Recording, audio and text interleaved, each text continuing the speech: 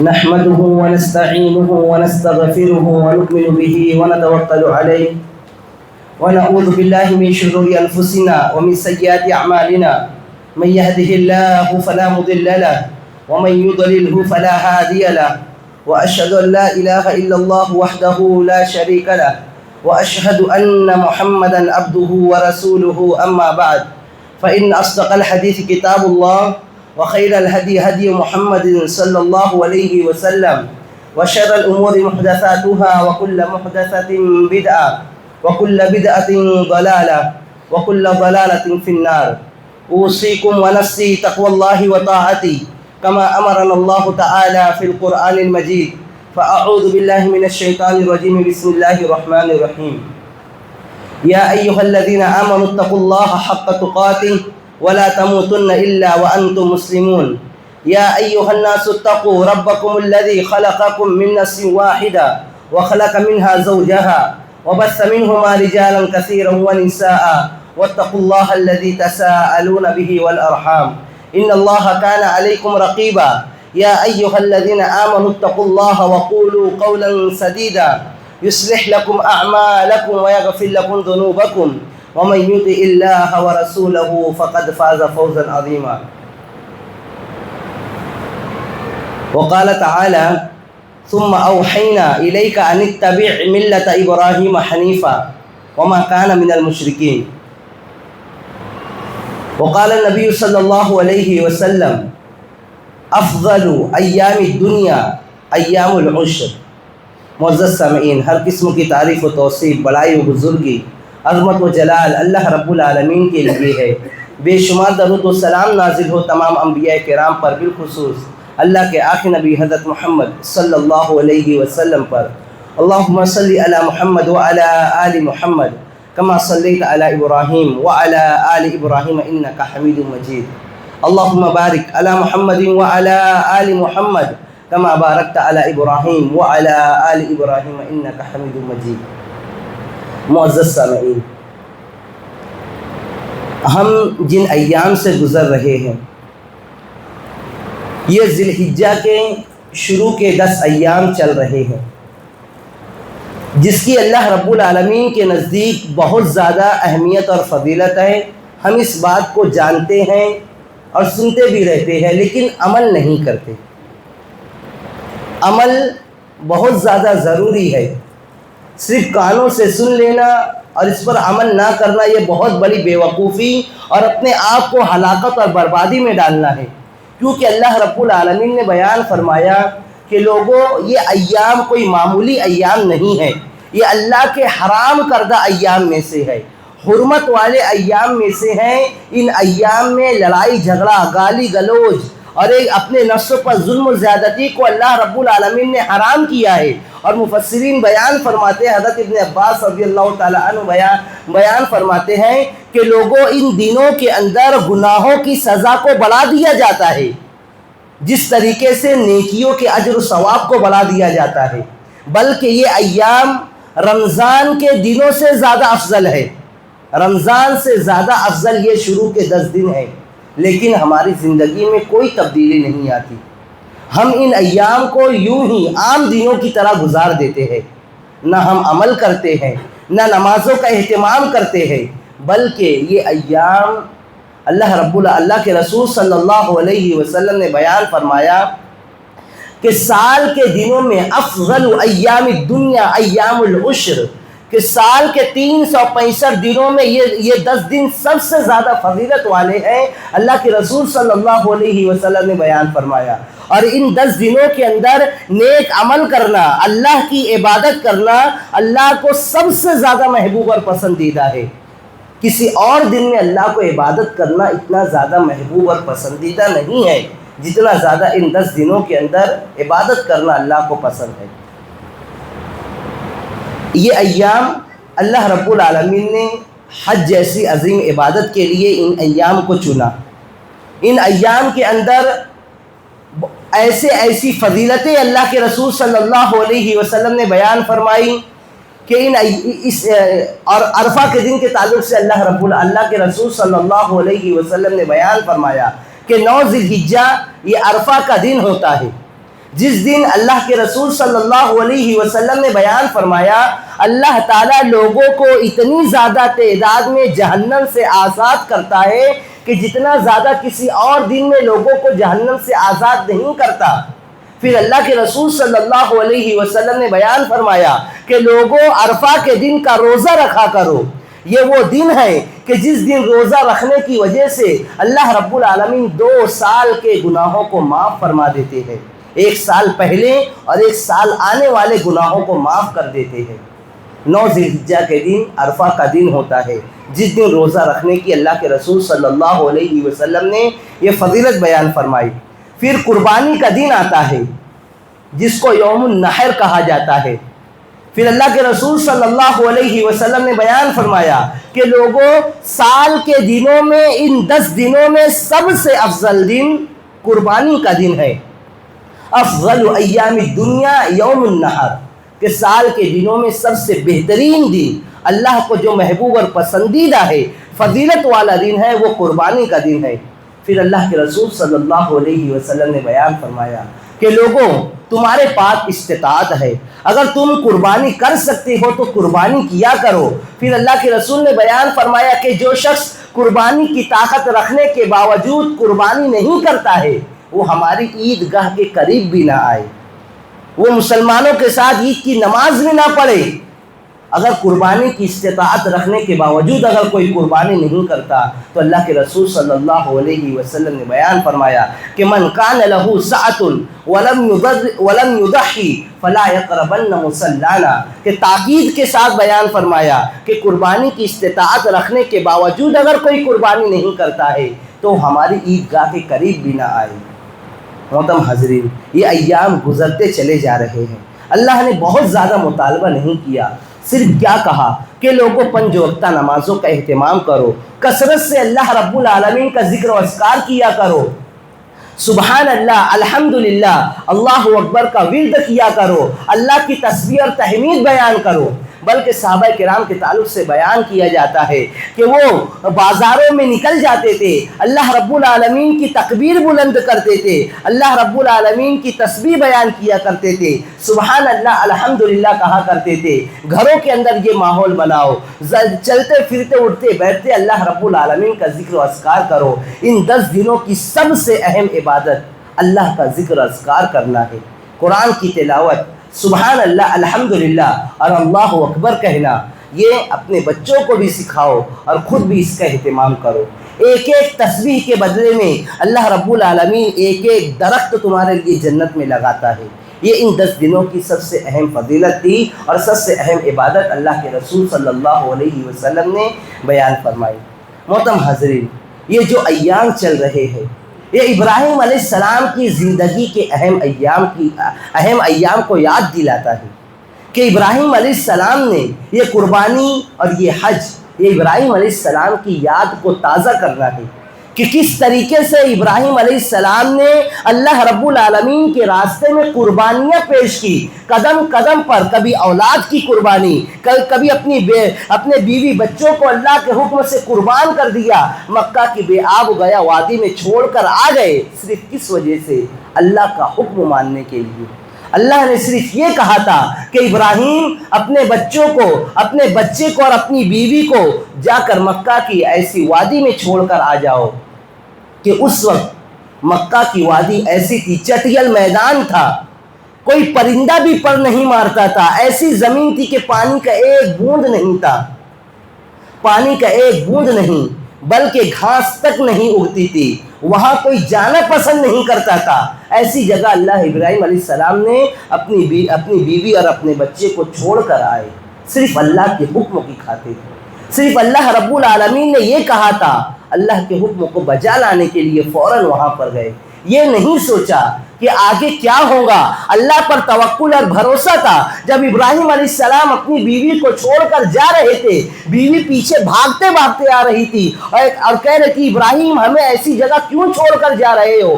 2 مرتبہ کہا، تیسری مرتبہ بیوی خود کہتی ہے ابراہیم کیا اللہ نے یہ حکم دیا ہے؟ ابراہیم نے کہا کہ ہاں، تو کہا کہ پھر اللہ پر بھروسہ ایسا تھا، کہا کہ ابراہیم تب تو اللہ ہمیں ضائع اور برباد نہیں کرے گا، اللہ پر توکل اور ایمان، اللہ پر بھروسہ، اللہ کے حکم کی اطاعت و فرما برداری ایسی ہونی چاہیے کہ اللہ کا ایک حکم آ جائے، اللہ پر بھروسہ اتنا مضبوط تھا کہ دیکھیے ایسی جگہ تھی کہ مکہ کے ارد گرد لوگ آتے جاتے تھے، قافلے گزرتے تھے، لیکن مکہ کے پاس سے نہیں گزرتے تھے، ان کو معلوم تھا کہ یہاں پر کوئی چیز موجود نہیں ہے۔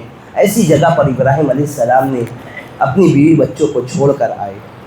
محترم حاضرین، یہ قربانی کرنا یہ کوئی رسمی عبادت نہیں ہے کہ ہم جانور کی گردن پر چھری چلا دیے یہ ہماری قربانی ہو گئی، نہیں، قربانی کا مقصد یہ ہے کہ ابراہیم علیہ السلام کی زندگی کو یاد کیا جائے، کس طریقے سے ابراہیم علیہ السلام نے اپنی زندگی میں اللہ کے واسطے قربانیاں پیش کی، ان کے اس نمونے کو اپنی زندگی کے اندر نافذ کیا جائے۔ اللہ رب العالمین نے اللہ کے رسول صلی اللہ علیہ وسلم کو کہا تھا کہ ثم اوحینا الیک ان اتبع ملت ابراہیم حنیفا، اے نبی ہم نے آپ کی طرف یہ بات وحی کر دی ہے کہ آپ ابراہیم کے راستے کی پیروی کریں۔ اللہ کے رسول صلی اللہ علیہ وسلم کو حکم دیا کہ ابراہیم کے راستے کی پیروی کرے۔ ابراہیم جس راستے پر چل رہے تھے وہ سب سے بہترین راستہ تھا، اس راستے پر چلیے، اور وہ مشرکوں میں سے نہیں تھے، وہ شرک کرنے والے نہیں تھے۔ ابراہیم علیہ السلام کی پوری زندگی شرک کے خلاف تھی، اپنی قوم سے لڑے شرک کے واسطے، سب سے پہلے اپنے باپ سے لڑائی کی تو شرک کی خاطر لڑائی کی۔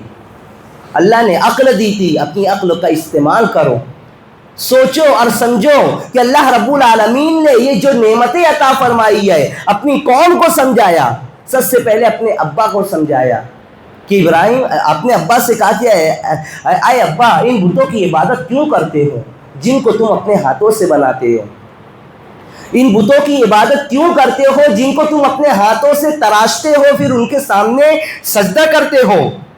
یا آبتی، اور یہ وہ بت تھے، کوئی یہ نہ سمجھے یہ بت تھے، یہ نیک اور صالح لوگوں کے بت تھے، یعنی ان کی قوم کے جب نیک لوگ مر جاتے تھے تو ان کے نام کا بت بنا کر لوگ عبادت کرتے تھے۔ آج لوگ قبروں پر بھی یہی کرتے ہیں، جو نیک اور صالح لوگ مر جاتے ہیں ان کی قبروں پر چادر چڑھانا شروع کر دیتے ہیں، ان کی قبروں پر سجدہ کرنا شروع کر دیتے ہیں، ان کی قبروں کا طواف کرنا شروع کر دیتے ہیں، ان کے نام کی نظر و نیاز مانگنا شروع کر دیتے ہیں، ان کے نام پر چڑھاوا چڑھاتے ہیں، قربانی کرتے ہیں، جانوروں کی قربانی پیش کرتے ہیں، ان کے پاس جا کر اولادیں مانگتے ہیں۔ ابراہیم علیہ السلام کی قوم میں بھی یہ چیز موجود تھی۔ اپنے باپ سے کہا اے ابا یا ابتی انی لم تعبد ما لا يسمع ولا يبصر ولا يغني عنك شيئا، اے میرے ابا ان بتوں کی عبادت کیوں کرتے ہو جو نہ سن سکتے ہیں، نہ دیکھ سکتے ہیں، نہ تم کو کچھ ذرہ برابر فائدہ پہنچا سکتے ہیں۔ قرآن کے اندر بیان فرمایا یا ابتی انی قد جاءنی من العلم، اے میرے ابا میرے پاس اللہ کی جانب سے وحی آ چکی ہے، علم آیا ہے، میری پیروی کرو، میں تم کو سیدھا راستہ بتاؤں گا۔ اے ابا شیطان کی عبادت مت کرو، ان بتوں کی عبادت کو اللہ نے شیطان سے تعبیر کیا ہے۔ یا ابتی لا تعبد الشیطان، کہ اے میرے ابا شیطان کی عبادت مت کرو، اللہ کے علاوہ کسی کی بھی عبادت کرنا وہ شیطان کی عبادت ہے۔ اللہ کے علاوہ کسی اور کو سجدہ کرنا، کسی اور کے نام پر چڑھاوا چڑھانا، کسی اور کے نام کی نظر و نیاز کرنا، کسی اور کے در پر جا کر سجدہ کرنا، دعائیں مانگنا، یہ شیطان کی عبادت ہے۔ قرآن نے بیان فرمایا یا ابت لا تعبد الشیطان، کہ اے میرے ابا شیطان کی عبادت مت کرو، ان الشیطان کان للرحمن عصیا، بے شک شیطان اللہ کا سب سے بڑا نافرمان ہے۔ یا ابتی انی اخاف ان یمسک عذاب من الرحمن، انتہائی پیار کے ساتھ یا ابتی، پہلے پیار سے کہہ رہے اے میرے ابا، اے میرے ابا، یعنی سب سے پہلے اپنے باپ کو دعوت دی، توحید کی دعوت دی کہ اے میرے ابا ان بتوں کی عبادت کیوں کرتے ہو، اے میرے ابا میں ڈرتا ہوں کہ تم کو کہیں اللہ کی طرف سے کوئی عذاب نہ آ کر پکڑ لے۔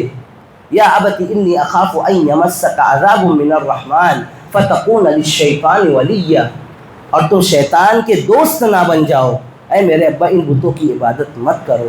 اپنی قوم کو سمجھایا، ان کی قوم ستاروں کی عبادت کرتی تھی، سورج اور چاند اور ستاروں کو پوجتی تھی۔ آج ہمارے یہاں بھی یہ چیز پائی جاتی ہے، لوگ ستاروں کو دیکھ کر لوگوں کی قسمت کا فیصلہ کرتے ہیں۔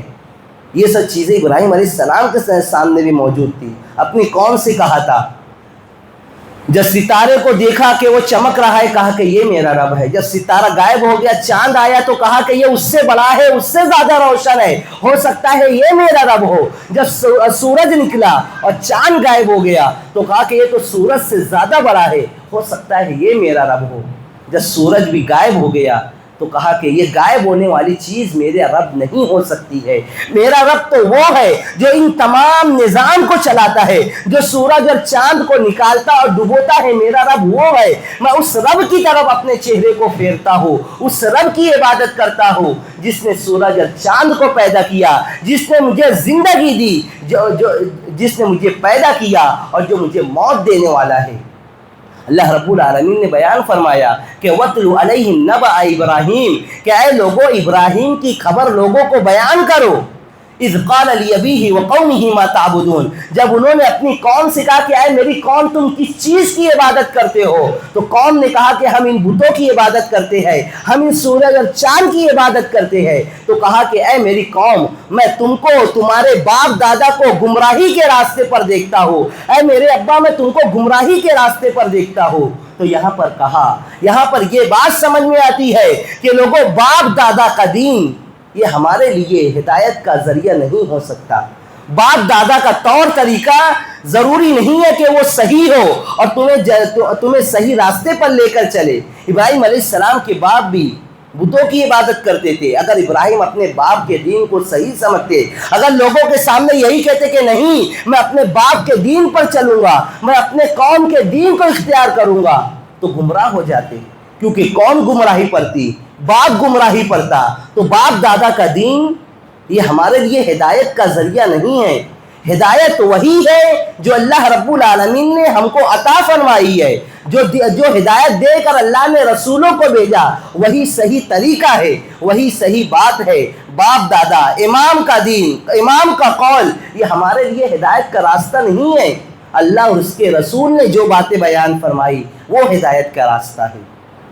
تو ابراہیم علیہ السلام نے اپنی قوم کو سمجھایا، کہا کہ لوگوں تو تم اور تمہارے باپ دادا سب گمراہ تھے. میں اس ذات کی عبادت کرتا ہوں جس نے مجھے پیدا کیا، جو مجھے زندہ کرتا ہے اور جو مجھے موت دے گا. وَإِذَا مَرِضْتُ فَهُوَ يَشْفِينِ، اور جب میں بیمار پڑتا ہوں تو وہی مجھے شفا دیتا ہے. میں اس اللہ کی عبادت کرتا ہوں. ابراہیم علیہ السلام نے کہا کہ شفا دینے والا اللہ رب العالمین ہے، اولاد دینے والا اللہ رب العالمین ہے. جب بڑھاپے کی عمر کو پہنچ گئے تو کہا رب هب لی من الصالحین. کسی اور کا وسیلہ نہیں لگایا، کسی اور کی قبروں کے پاس نہیں گئے کہ ان سے پہلے جو نبی ہوں گے ان کی قبروں کے پاس جا کر اللہ سے دعائیں کر رہے ہو. یعنی بڑھاپے کی عمر میں چلے گئے تھے، اولاد نہیں تھی، اللہ کے سامنے ہاتھ پھیلایا رب هب لی من الصالحین، کہ اے اللہ نیک اور صالح اولاد عطا فرما. اولاد چاہیے تو اللہ رب العالمین سے مانگو، عبادت کرنا ہے تو اللہ کی عبادت کرو، اللہ کے علاوہ کسی اور کی عبادت نہیں کرنا ہے. یہ ابراہیم علیہ السلام کی زندگی کا یہ سب سے اہم سبق تھا کہ توحید، صرف اللہ کو اپنا رب اور اپنا معبود ماننا، صرف اللہ کی عبادت کرنا، یہ ابراہیم علیہ السلام کی زندگی کا خلاصہ تھا کہ صرف اللہ کے سامنے جھکنے والے اور اللہ رب العالمین کی عبادت کرنے والے. باپ کو سمجھایا، باپ نے نہیں مانا. اپنے باپ کو، اپنے والد کو بہت ہی رحم دلی کے ساتھ، شفقت کے ساتھ سمجھایا. پھر اپنی قوم کو سمجھایا، قوم نے نہیں مانا. تو کیا کیا، جب قوم کسی تہوار کے لیے گاؤں سے باہر نکلتی ہے، بتوں کے گھر میں جاتے ہیں، تمام بتوں کو توڑ دیتے ہیں، صرف ایک بت کو چھوڑ دیتے ہیں اور اس کے کاندھے پر کلاڑی کو لٹکا دیتے ہیں. جب قوم واپس آتی ہے کہتی ہے کہ چلو جا کر اپنے بتوں کا حال دیکھتے ہیں. جب بتوں کے گھر میں داخل ہوتی ہے تو دیکھتے کہ تمام بت ٹوٹے ہوئے ہیں، ٹوٹے پڑے ہیں.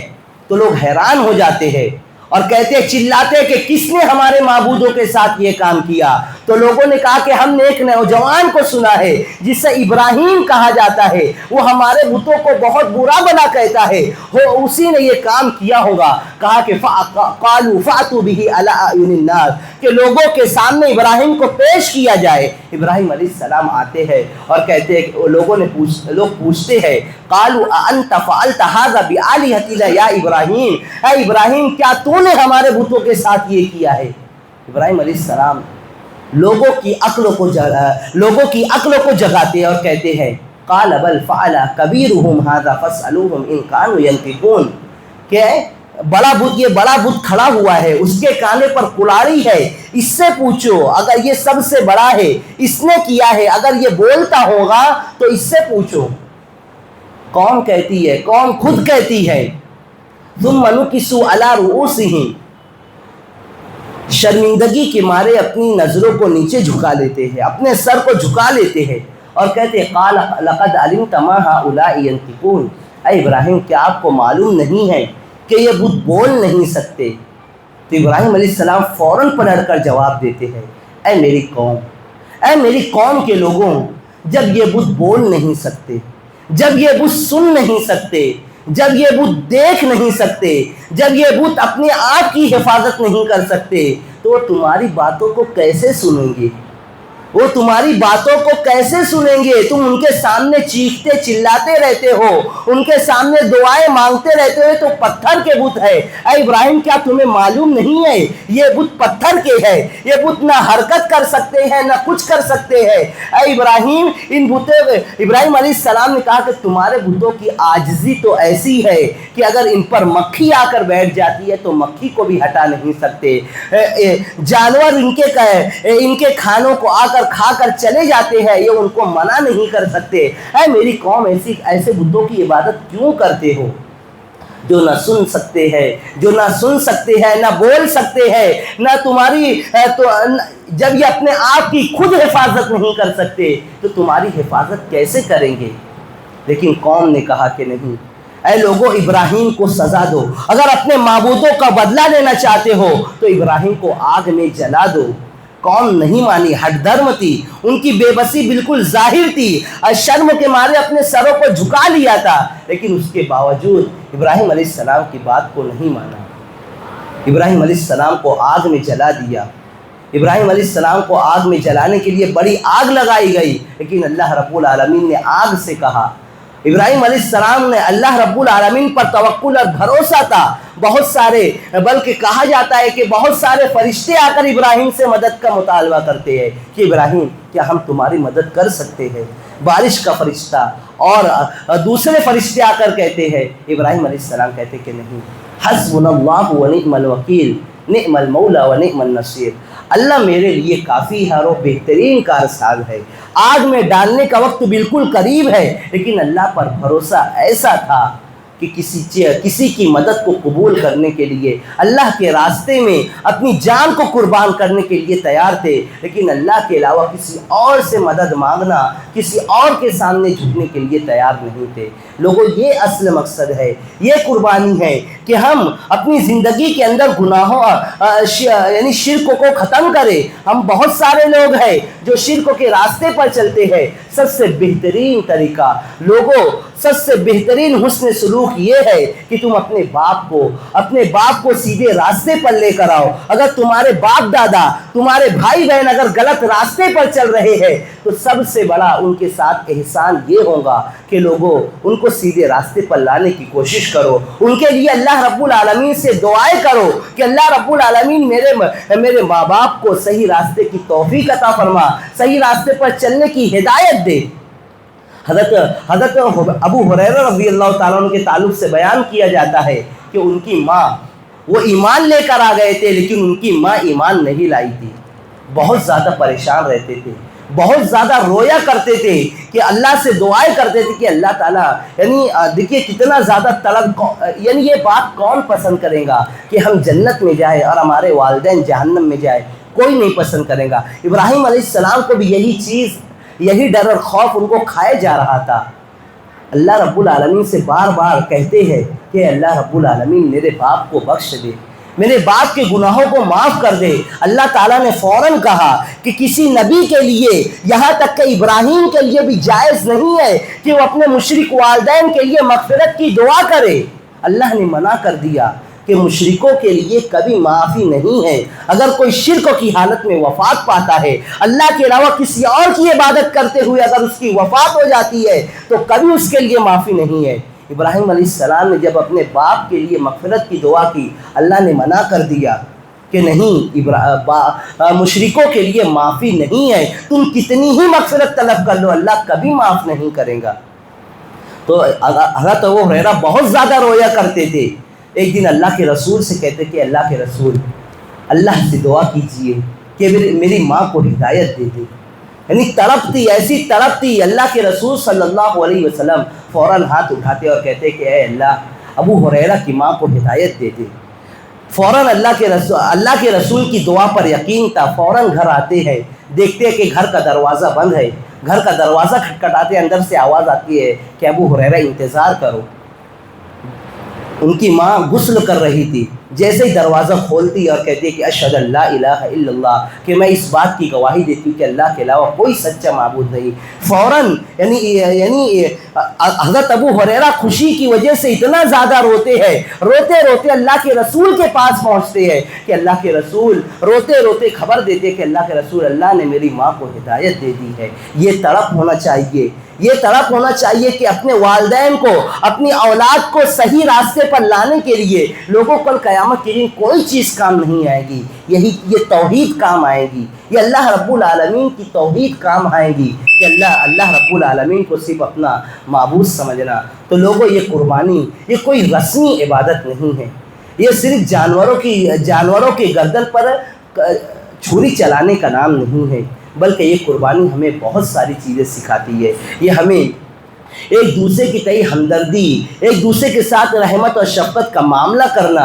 ایک دوسرے کے ساتھ نرمی کے ساتھ پیش آنا۔ یہ قربانی ہمیں اس بات کا سبق دیتی ہے کہ لوگوں اپنی قربانی کی وجہ سے کسی کو تکلیف نہ دو، خوشی مناؤ لیکن اپنی خوشی میں کسی اور کو تکلیف نہ دو، کسی مومن کو، اپنے پڑوسی کو تکلیف نہ دو۔ اپنی قربانی میں غریبوں، مسکینوں اور یتیموں کا خیال رکھو، اور اپنی قربانی کے وقت ایسی کوئی حرکت نہ کرو جس کی وجہ سے دوسروں کے جذبات کو ٹھیس پہنچے۔ قربانی یہ اللہ رب العالمین کے لیے ہونا چاہیے۔ قربانی کے جانوروں کا فوٹو کھینچنا، قربانی کے وقت ان کی ویڈیو بنا کر سوشل میڈیا پر شیئر کرنا، لوگوں یہ ہمارے لیے وبال جان ہو سکتا ہے، یہ اخلاص کے خلاف ہے۔ اس کی وجہ سے دوسری قوم کے لوگوں کے لیے، وہ دوسری قوم اور مذہب کے لوگوں کے لیے یہ ان کے جذبات کو ٹھیس پہنچانے کا ذریعہ ہے۔ تو یہ قربانی اخلاص کے ساتھ ہونا چاہیے، صرف اور صرف اللہ رب العالمین کے لیے ہونا چاہیے۔ اللہ نے بیان فرمایا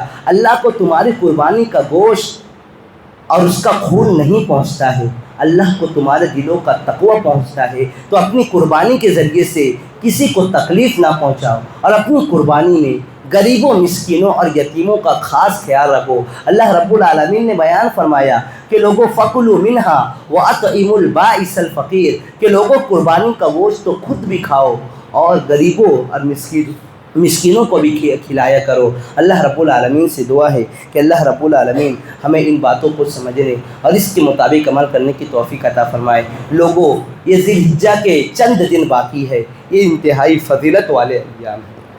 ان ایام میں زیادہ سے زیادہ عبادت کرو، 5 وقتہ نمازوں کا اہتمام کرو، یہی ہمارے لیے سب سے بہترین نجات کا ذریعہ ہے۔ اور عرفہ کے دن کا روزہ رکھنے کی کوشش کرو، یہ ہمارے لیے 2 سال کے گناہوں کی معافی کا ذریعہ ہے۔ اللہ رب العالمین ہمیں نیک عمل کرنے کی توفیق عطا فرمائے، آمین۔